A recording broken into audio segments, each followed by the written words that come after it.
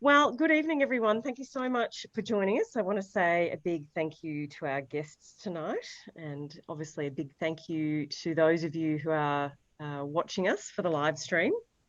Tonight's discussion is the second in actually a series of events, and this is the final discussion actually of a series of online events that were very proudly co-hosted between Design Anthology and the Design Singapore Council as part of the Visions of the Future exhibition.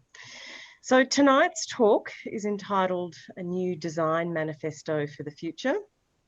And I'm Suzy from Design Anthology, and I'll be hosting the talk. And joining me are actually 6 designers who hopefully you can see.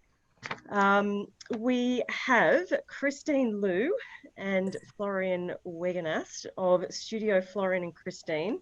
Christine is dialing in from Hong Kong and Florian's dialing in from Frankfurt.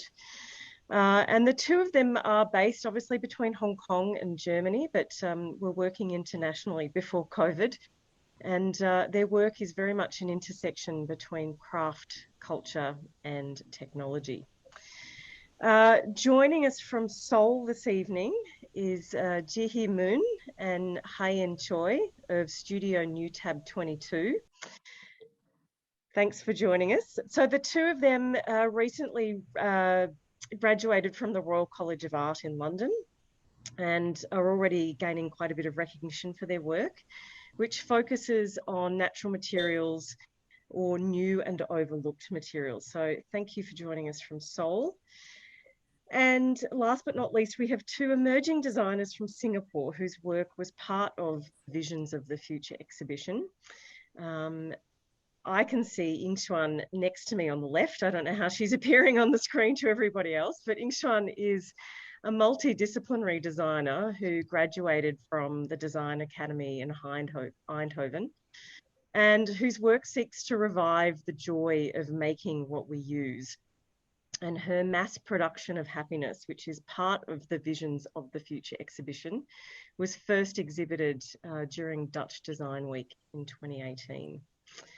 And Sheryl Teng is an industrial designer, also based in Singapore, who dwells in the wonders of materiality and tactile experimentation, and who approaches fashion with an inquisitive mind and is a meticulous designer maker.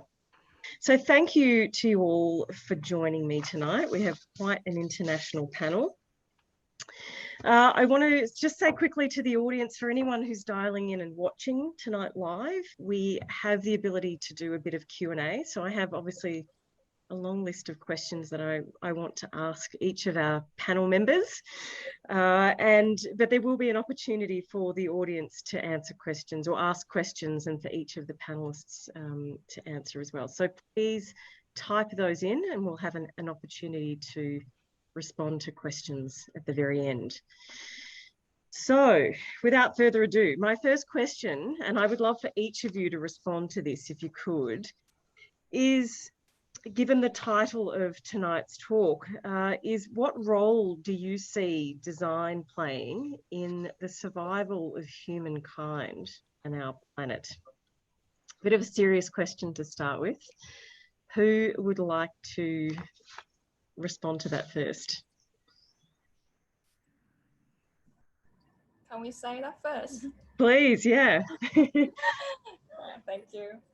I think, so we all designers, and as I'm also designers, I think we are ought to have to design focused on thinking of the sustainability with our concentration and interest in our environmental issues. And with the concentrating the research based on your interest, I think designers can better to choose a sustainable or environmental friendly materials or developing it. I think traditionally designers used to design some products based on the thinking or plan that how we are going to manufacture efficiently or effectively in the factories. However, things have been changed a lot and there are more than that now. So now I think we have to really consider and observe if there is any other option rather than choosing just like plastic in the factories. We have to choose like alternative materials or sustainable materials, or if there is another sustainable way of making or manufacturing in that process. I think by doing so, the design can play a role of having a good effect on our planet. Christine, I can see you nodding your head. Would you do you want to add anything to that? Yeah, I mean, following on that track of thought, I agree, and I think throughout humankind we have been, creating and adapting to different changes for a long time now, and especially now in 2021, I think that's no different. And I would say specifically from a design perspective, we have been trained to, think creatively out of the box and ask maybe different questions. And I think that's something that's really important to Flo and I, such as challenging, how do young designers today question how things are produced and made, and also as consumers, how do we choose wisely in what we consume? Yeah. Would you like to add to that, Florian? Maybe, yeah. So I think as designers, what we have as a mission, especially in our studio, is we try to inspire. While we of course see maybe one of our projects might not, get rid of all the waste material in the whole of Hong Kong, for example, but we hope to inspire a larger conversation. And I think as much as it's about what we do, it's also about what we shouldn't do. I mean, design is just as much as it can be a sustainable industry, it's also a very wasteful industry about creating overstock and things. So it's really about, okay, how can we make smart decisions about what we do and what we don't do. Yeah. Yingxuan or Sheryl, would you like to add to that and perhaps, obviously use your work as a context to your answer? Sheryl, I think you might actually be on mute. Sorry, do you want to unmute yourself first? Sorry, whoops. It's okay. How would you like to respond? Yingxuan, you wanna?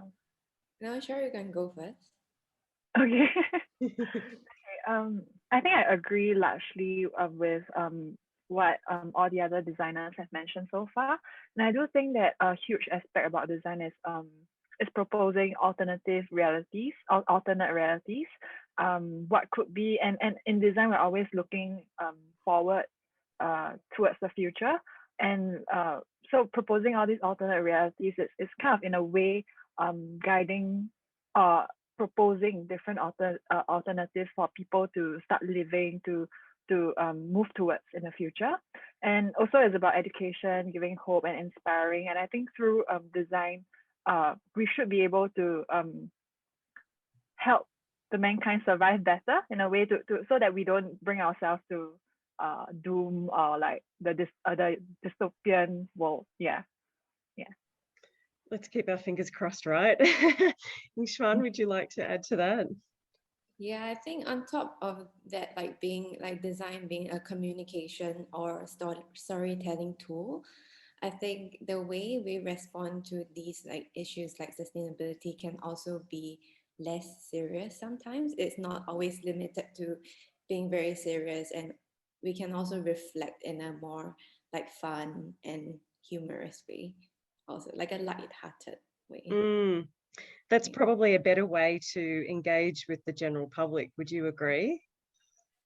Yeah, I think so. Although I feel like design, most of the times when we design, people are very attracted to beautiful or good aesthetics.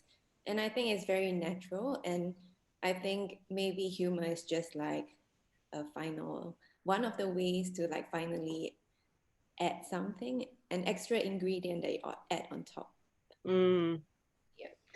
Yeah, I agree. So each of you, I was going to say, the next generation, you're certainly a lot younger than I am. As, a new or a young or an emerging generation of designers, I would love to hear your thoughts on, what you think perhaps might be some of the greatest challenges. I think each of you have touched on sustainability or the environment in some way as a response to the first question. I wonder if there are any other challenges or issues that you think, are urgently needing to be addressed, and what role design can play in addressing those issues. Did any of you want to add to that, perhaps? Any other challenges that urgently need addressing other than the climate crisis, which is a pretty big one? I mean, maybe I can start with that. So with our work, we always try to engage conversations. And I think what social media or the media in general has us enabled to do to really expand this conversation about talking to all these people we probably would never had the chance to if it wasn't for, let's say, Instagram, Facebook, etc.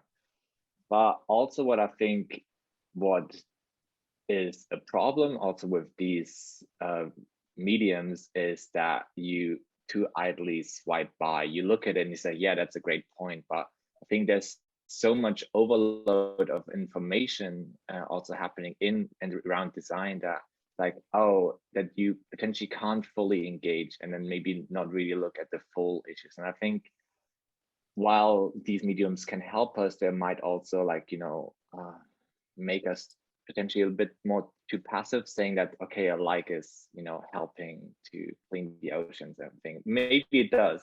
I mean, maybe the algorithms know more than me.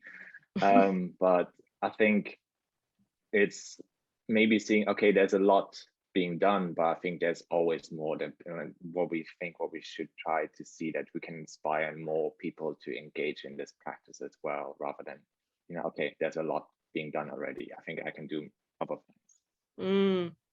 Yeah, I think social media is, it's obviously an amazing tool and an amazing medium, but I think you're right that there is this sort of habit perhaps of people swiping quite quickly through content and not having the ability to really absorb information. And we're all a little overloaded sometimes with everything that's out there. There's waves of information. So that's a really good point. Did anyone else want to add anything to perhaps what Florian said? Are there any other issues that you can see that urgently need addressing? Sorry, if I may? Yeah, Sheryl, please. Yeah, I just think that even though people are aware of the needs, like to climate change, all these global issues, but people are not really reflecting on their actions. They're somehow we have a rapid pace in our society, and there is somehow a very high demand for material objects, and as compared to the past, especially perhaps because fabricating, manufacturing technology has become better, things are made faster. So it's not just fast fashion, it's not just for the fashion industry, but also for the products in the product industry. Things are made to not be as long lasting as it used to be, and so we tend to buy a lot, but we don't necessarily use them for a long time. We throw and we change our things as we realize that we're drowning in all our impulsive buys. And so I think design really needs to, it's not just about education, it's also about influencing behavior, buyer behavior, so that people are more, not just beyond awareness, like how else can we perhaps invite them to take action and to be part of this movement, if I may say. Yeah, I think that's a really great point. I might come back to that and dig a little bit deeper after a couple of questions, but I think, yeah, that's really interesting.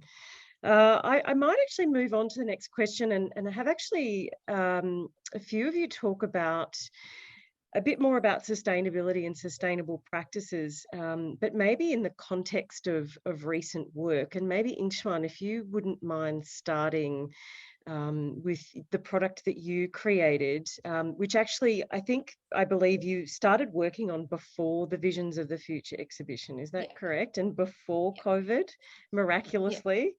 But obviously it has, quite a very strong sustainable aspect to what it is. Do you want to try and describe a little bit about what it is? Yeah. So my project is called Mass Production of Happiness, and it is touching on sustainability in terms of like the amount of waste that soap bottles actually create for our environment.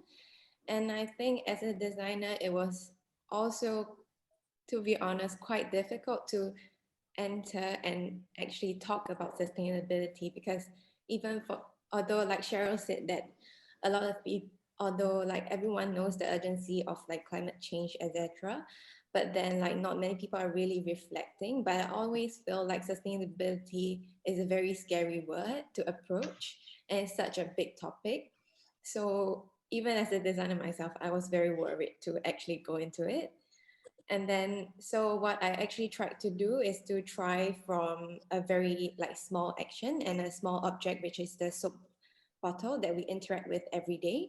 So mass production of happiness is actually a machine, a soap machine that's made in glass to produce soap with natural materials at home. And is actually to envision an alternative future with no more plastic packaging, but only little machines that add soap making to our daily cleansing rituals. So there are a few key materials that goes into the machine, which is aloe vera, water, and soap nuts. So soap nuts is actually the original source of foam, which is from the ingredient called the saponins. So that is actually what makes our soap foam up. So what I'm trying to create here is like to achieve a balance between like the user and like our environment. So I feel like most of the times when you talk to someone about sustainability, they feel like if I do something for sustainability, I also lose something. I lose like a certain type of convenience, like, so what can I gain from it? So the whole idea is that like in the if you buy actually a soap bottle, there's a lot of unknown ingredients in there that you're not aware of. But then what you gain from making your own soap is that you have 100% control and can actually be completely natural and organic. And then at the same time, when you're cleansing yourself, you're also indirectly cleansing the environment. And yeah, so with a joint effort from everyone, we hope to like achieve like a mass production of happiness, even though this soap production is like at home on your own on a very small scale. Yeah. It's also a very beautiful contraption as well, I might add. I might actually skip to Hey and Jihi, because I think, the recent project, or perhaps the material that you created, has a very strong aspect of sustainability to it. And I would love to have you talk a little bit about what that is, this, really interesting material innovation. Can you talk about that? Yeah, thank you for introducing our project. And recently we have been developing a system project. And when we start this project, we started in the college, Royal College Walk in London. We both were very interested in how to utilize the waste or some discarded materials, bring into our real daily life. So at the starting point, we both were very exciting about how we using the seafood waste. So it was kind of big like subject, but we were researching a lot. And especially we found out after that 7 million tons of seashells actually are generating in the world, and those are throwing away. Even some of them are recycled or used as a fertilizer. Most of them are abandoned and goes to landfills. That's what we found. And while we are doing research deeply, we found out that the shells are actually contains 90% of calcium carbonate, which is a main contributor of the making concrete. That's how we start to do this project at the initial part. Yeah. And so on, and keep going this project, and we carried out the projects for more than like a year, just for finding out what kind of materials to be combined waste shells together, so it can be more strong and solid, useful material to be used for the people in general.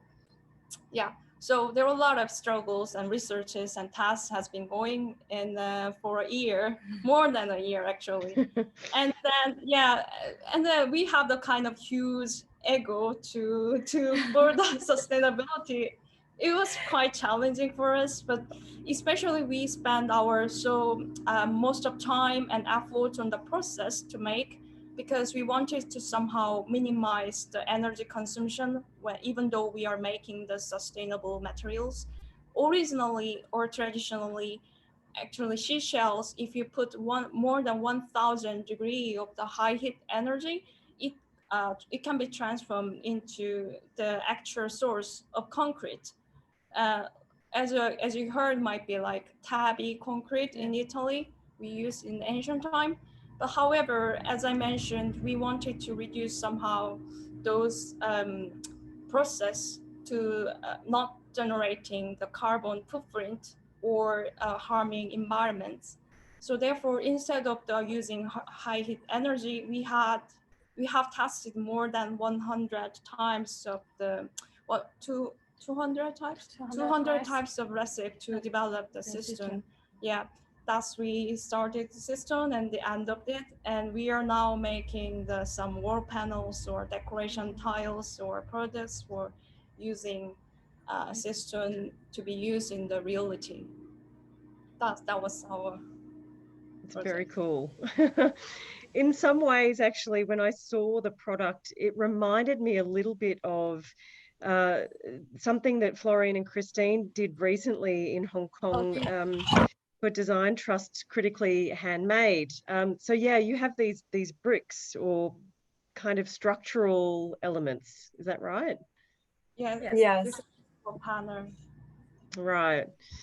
So Florian and Christine, you created, well, I saw a brick at an exhibition in Hong Kong. There were probably more than one. Do you want to talk a little bit about that project that was shown during the Design Trust exhibition? And any other projects that you've worked on where sustainability has been, a key part of the work? Well, I would say like for our studio, sustainability is a big part of our design research. Having been based in Hong Kong for the past 3 years, part of our main focus is looking at local waste materials, from plastics to glass to construction waste. So with the project you just talked about, Hong Kong Brick, that was I guess, initiative started by Design Trust, which is a local NGO based here in Hong Kong that supports creative projects. And we were asked to create something in the midst of COVID-19, something that could be done like at our home and something small scale. And for Flo and I, we were just walking around and we noticed, whether it's from, the economy and things like that, we found a lot of construction waste. And we were curious how we could utilize that as kind of to create an object that's also like symbolic and has a meaning to symbolize this time that we are in now. And we decided, well, one of the techniques that we have been working on as a design studio is just creating different terrazzo surfaces, whether in tiles or bricks. And we decided to do a brick, which was just like a nice symbol for finding the construction waste and kind of rebuilding it into a object that could be used to rebuild new futures. So we wanted to kind of create this like positive message from our final outcome. And then we ended up doing a laser engraving of just the words Hong Kong in Chinese on the brick. So yeah, it's great. I feel like, those two projects remind me of each other in some ways. Did you want to add anything to that, Florian? I mean, probably like if we would talk about recent projects, I mean, we've been working now together for about 3.5, 4 years now. And I think every single project had some sort of sustainability aspect in it, whether it's waste materials or innovative, like simply natural materials. I think, yeah, adding to the Hong Kong brick, I think it was just like really in the time where the city is going through so much change. It's like really about, okay, how can we use this old wasteful stuff and rebuild ourselves a new future with that. So I think what we try is really create an aspect of hope, or at least representative of hope. this object. And there were multiple, and I think in the end there was 151 to be exact of these bricks. Wow. That are in existence. Yeah. Amazing. And Sheryl, I know the project that you had on show during Visions of the Future was, very focused on material innovation. But, sustainability is something that you would say is a big part of your practice as a designer as well. I think for sure it's a consideration that is constantly on my mind. I think the part of the reason why I got really excited with this when I was doing my project was because I thought air was such a readily available resource. We are constantly surrounded by it, and so how can we utilize it or use it meaningfully? And I found out that actually it's rather versatile, and you can use it for furniture, you can use it for not just clothing, and also even for spaces in terms of even soundproofing or providing insulation, so things like that. And also I think another thing is about I think perhaps because coming from a local, a Singaporean perspective, is that if we travel to countries of different different temperatures, different climates, we don't need two jackets if we want to go somewhere with 16 degree and somewhere with maybe 3 degrees. I was thinking how might we be able to, because when it's deflated, it's still a jacket, but it's just less insulating. And then when it's inflated, it's even more insulating. And the same applies for the chair.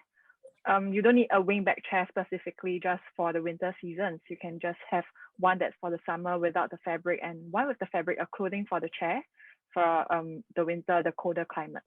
Yeah. So I think that's in a way, that's how I see the sustainability aspect in my work. Yeah. I think I need one of those jackets for Melbourne's winter.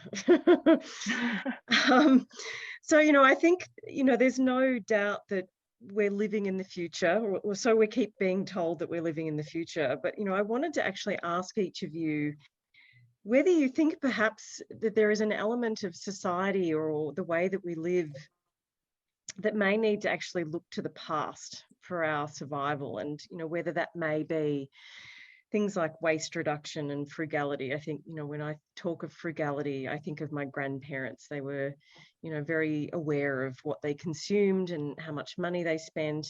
But because of that, there was far less waste. Things like adaptive reuse of buildings. But I'm also thinking about exploring ancient or even indigenous techniques or crafts or materials or skills. And I wanted to hear your thoughts on that, whether you think that perhaps looking backwards may actually help us and maybe, guide our way forward out of COVID and maybe out of the climate crisis. Would any of you like to respond to that? I can start. So what our studio does is often, not for every single project, but it's about really looking at heritage crafts of a specific place. For the past 3 years now, that has been Hong Kong. So we've been looking at, for example, neon light makers or ceramicists or really different types of artisans and or fishermen as well. And what we try to do is, okay, here we have these heritage crafts that really are able to transfer a message within the local society that mean something to them. And while we think we shouldn't just, redo the old things, there's potentially a reason why they are not that relevant anymore. So what we try in our project is to see how we can combine sustainable ideas and values into these crafts, and by combining them, maybe help to really traverse between cultures, ages, and really see that there's a common connection ground where lots of people can talk about it. And I think that's where it's really helpful, because our past is our culture. So really it's okay, how can we use our culture in design to help promote sustainable living? I think that's a big aspect of our studio. Mm. Hayan and Jihi, do you have anything to add to that, perhaps from a Korean perspective? Or Well, Korean and context not even? only in the pandemic situation. After we moved to South Korea, actually we found out that there are actually lots of thinkers, designers, or craft more local makers are actually hidden under the surface, I think. And if design how somehow can generate a process which way of bring those people onto the top of the surface so that they can somehow contribute the local making system. In that way, I was like reminding of the maker movement. So I think it might be a good solution to bring all these people together and mingle those people, like people in general or skilled craft people or and even educators, so that they can make their own like products locally. At the same time, we can like somehow preserving or regenerating our Korean or in the other countries local craft skills and ideas, I think. Mm. Sheryl or Yingxuan, do you have anything that you'd like to add to those comments? No? I think, I'm not sure if we really have to go back to the past to survive the future, but I think we're definitely very inspired by like many practices in the past, like of course also from the indigenous times. So maybe just an example that I also found out like later in my project, that actually like soap nuts, the main ingredients that I was using in the machine itself, is actually a traditional ingredient that is being used by native Indians, and it's always been like a natural insecticide or like treatment for skin condition like eczema. So I think then it was only through looking at all these information from history and all these things that finally helped me to decide that, oh, I think this is the way to go. And this is the exact ingredient that I'm looking for. So I think in that way, it's very inspiring as well. Mm. Yeah. Yeah, that's really interesting.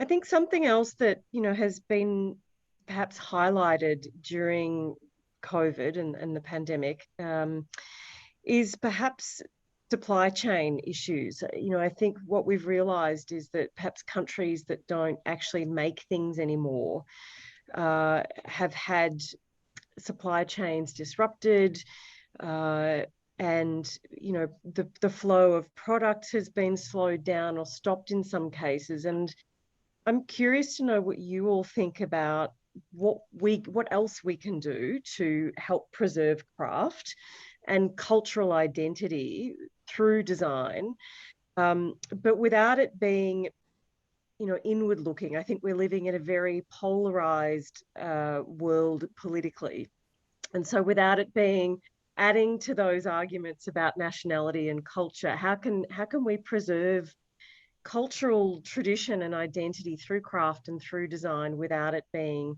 inward looking? How can we kind of, do that and kind of add to a global design community? I don't know if Christine and Florian, you want to add to that, because I know that craft tradition and the preservation of that is, a big part of what you do. Yeah, it's a big question, but I would say to address the first part of the question, I do think supply chain is probably the hardest thing to address, as we've seen globally. And I think in terms of how we produce things, that's definitely a big question, especially for designers as well. And I think from what we've seen, it's important when, we can't import things anymore, that there's this like going back to self-reliance and how to make things. And as an American, there was like a shortage of masks. And I knew that a lot of my friends and family had to just, bring out the sewing kit and they were like forced to just like make masks. And I think it was kind of I guess the silver lining was that it definitely brought people together and brought communities together. And there was like an example, there was like a local shop that actually sold furniture, but they used their like leftover upholstery fabrics to make masks for the community. So I think that was definitely a nice thing for people to see, that when we're forced to be self-reliant, that when many minds come together, that we're able to, you know, still achieve, although it's not the way that we're used to. And I think rather than seeing that as wanting to become isolated or like not relying on our modern kind of global network, I think it's just like encouraging us to see, yeah, how we consume and what's like the right balance between like supporting local businesses while still staying relevant and modern and being able to have access to things around the world.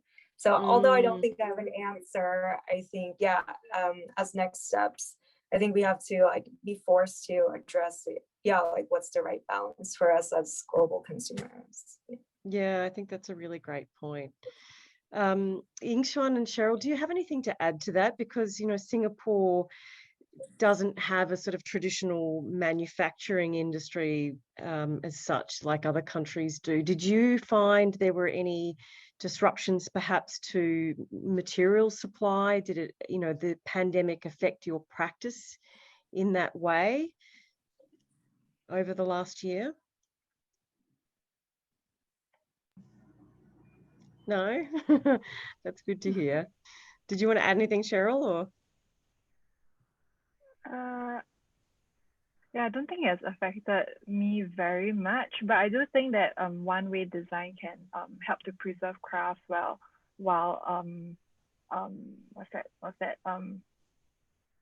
yeah, I mean, linking to the question, sorry, I forgot the term that you used. I think one way is to involve the community, to have different stakeholders, because then they can provide multiple perspectives, and so that you don't become too inward looking and you don't become too focused on just one thing. Yeah, so that's probably my take on that. Yeah. And what about you? Oh, sorry, Florian, did you want to add? Yeah, I think talking like Sheryl mentioned community, I think it's really important, like talking about globalism and locality, is like it's really important to design with and for the local community. And then really the question with what is the aim of your design? Is your aim of the design to, you know, like change the ways we think locally or completely globally? So I think as a studio, we really think we design for Hong Kong and for all people surrounding in the area, while trying to give out the message of sustainability to the global world, if you want to call it that. And the really question does always have the physical design object have to be the export product? Like really, is it about, you know, physical supply chain, or whether it's just, you know, having a message and that's the supplied things that you send out to the global world rather than the physical objects? Yeah, that's a really good point, actually. And I think, you know, obviously an event like tonight, who knows what the, you know, this experience of the pandemic would have been like without Zoom and other platforms that we're obviously utilizing maybe too much at the moment.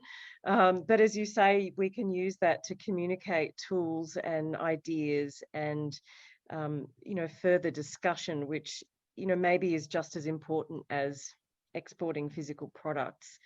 I wanted to ask Hayin and Jihi, did you have any, you know, issues during COVID with supply chain or any of those kinds of things that you wanted to add to that conversation, perhaps?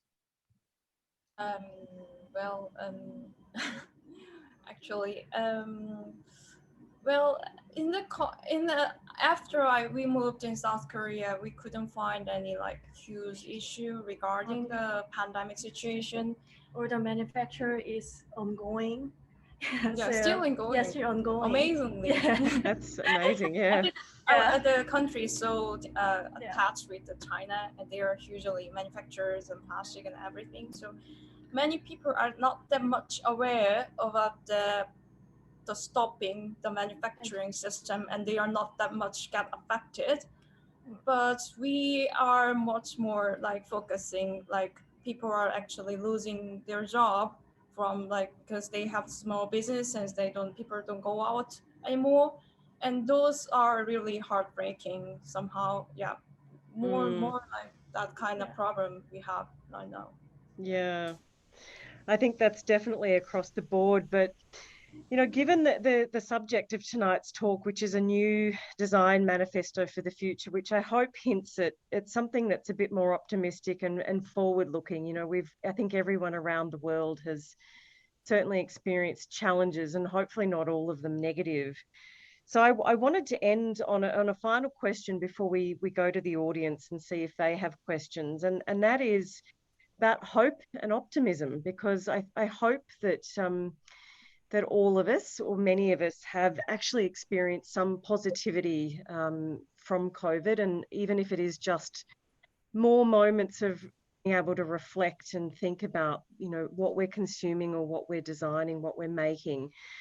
And so, yeah, I wanted to ask you about what you think the role of hope and optimism is in, you know, a new design manifesto. How important is that? And you know, if you have any uplifting stories or exciting news that you want to share, it would be really nice to end the conversation on a positive note. Who would like to? Florian? I mean, do you feel optimistic about, you know, the rest of this year and going forward? Maybe that's a better way to start the question. I mean, personally, as a studio, what I think is really optimistic for us. So normally we would be working 4, 5, 6, I don't know how many projects a year. And I mean, each project, of course, would only get so much attention as well. And then really this year, or past year, the main or the only project we really worked on as a studio was the Hong Kong break. And of course, giving us so much more time with a specific object, a specific project. And I think also the platform, the design test that we worked on, like it helped us really to get so many more conversations around this object, rather than, you know, we have it, I don't know, like half a year we do the project, we exhibit it for another half a year or so, and that's sort of it. And I think here the conversation is spreading wide, and it's really also like we're talking with others that like, what's the continuation, I mean, like of this specific object. And I think that is like this slowing down, focusing on maybe less. I think it's a different way of working, of course, like 1 versus 6 projects a year.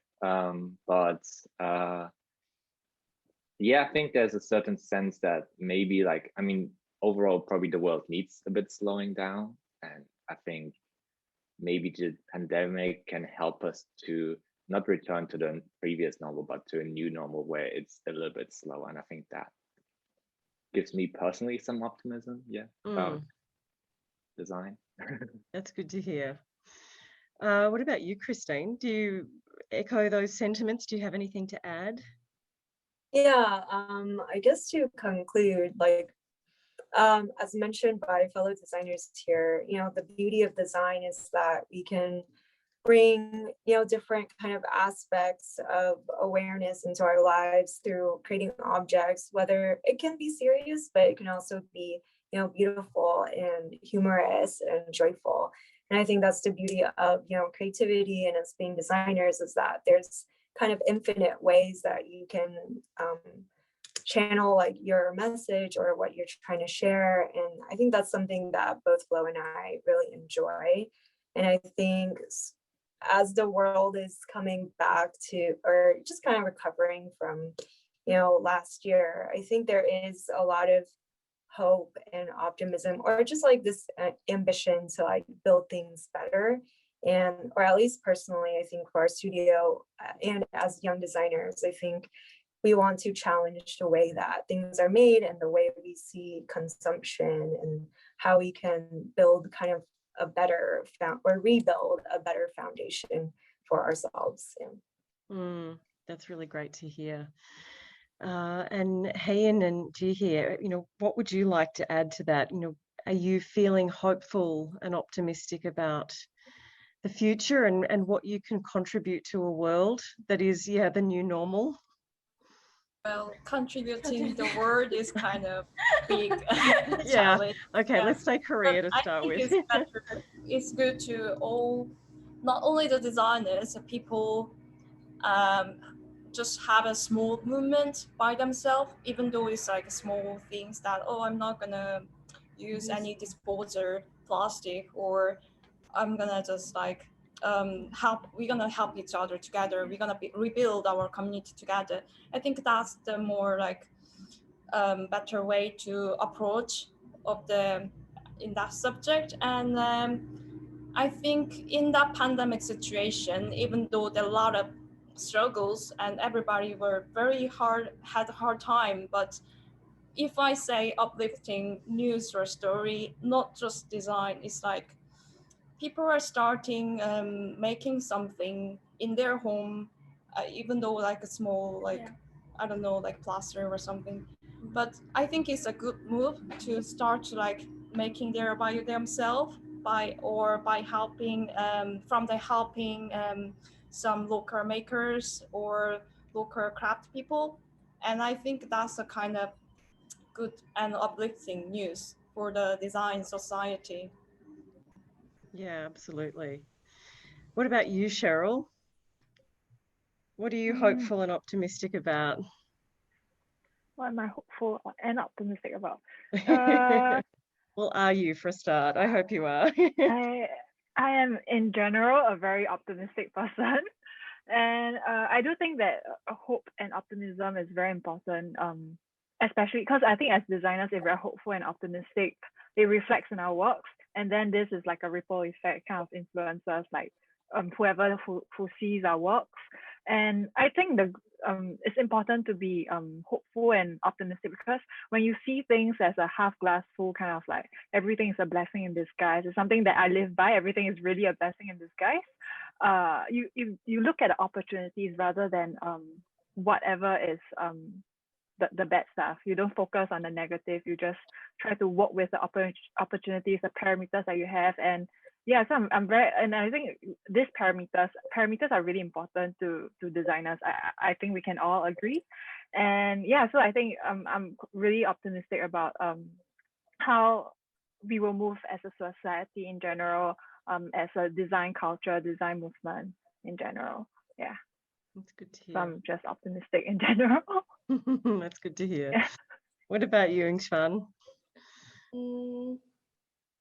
I think in general, I feel that I'm looking more at like very small things when we talk about optimism. So like actually when I first heard about the question, I was thinking more of like new design opportunities, because like I feel I'm not sure about like other countries like Germany, Korea, and Hong Kong. But like in Singapore, like if you're entering like a shopping mall, most of the exits are closed. You're only limited to like one entrance and one exit. And then like the way wayfinding has changed, the way people like circulate within a space or outside the space has also changed a lot. So then I feel like when we're forced to like into this kind of situation, then you start to have a lot of new ideas. And I start wondering if architects and designers are also using this kind of behavior to like redesign new buildings. Like, is this part of a consideration in the future? And also what I think was very positive in Singapore was that during the like what we call the circuit breaker, like a semi-lockdown, a lot of businesses just emerged, like little food businesses, because we could only depend on technology.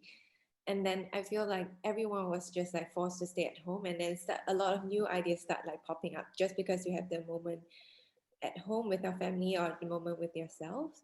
So I feel like besides designers, like everyone probably have like new ideas and like are super excited about them. Yeah. Yeah, absolutely. I heard at one point that you could get a cocktail delivered to your door in Singapore with a barman to mix it for you. That was the level of technology. I was so impressed.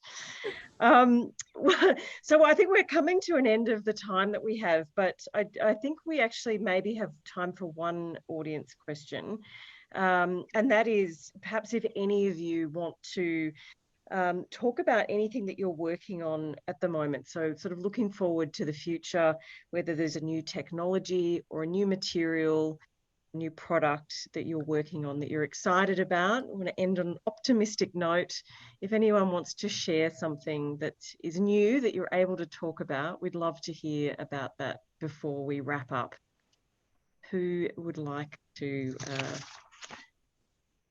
tell us a bit about what they're doing?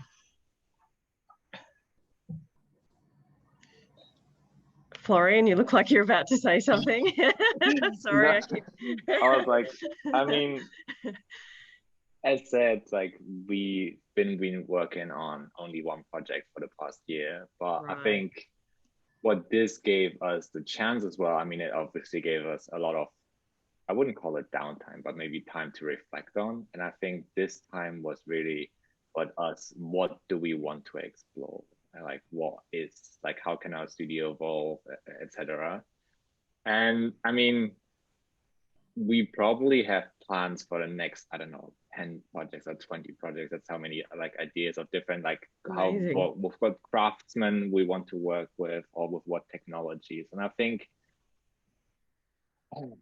yeah, this abundance really, I think of possibilities. I think that going back to the previous question as well, makes us optimistic as well. Like really like, and I mean, particularly talking about things, practices, I don't know, maybe they're Wait, all Flo, don't forget about our research, our upcoming research project. You have to tell us, we Christine. have one thing. We have one thing that or another thing we are working on. It's just an upcoming project. It's called Tactile Technology. And essentially it's, yeah. Don't forget that. Well, to say in a nutshell, because we do hope to exhibit it soon, but this research involves, we've been working with 3D knitting technology. So it's kind of a more sustainable way of making, because rather than having offcuts, it's basically knit to shape. And we're creating a series of textile light objects that are also interactive due to we're integrating these conductive threads onto the knitted textile.